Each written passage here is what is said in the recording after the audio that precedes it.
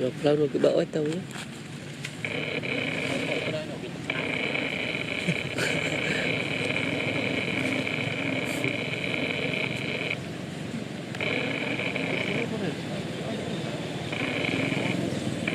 tiền chưa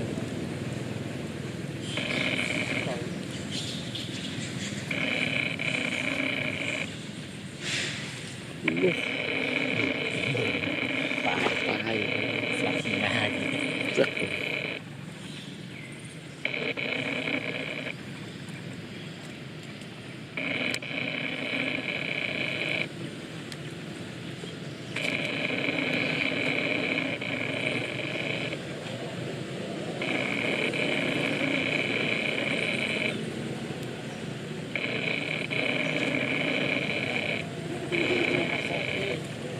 bán cái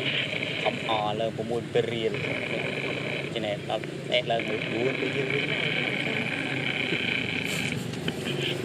tập đủ vòng số rồi số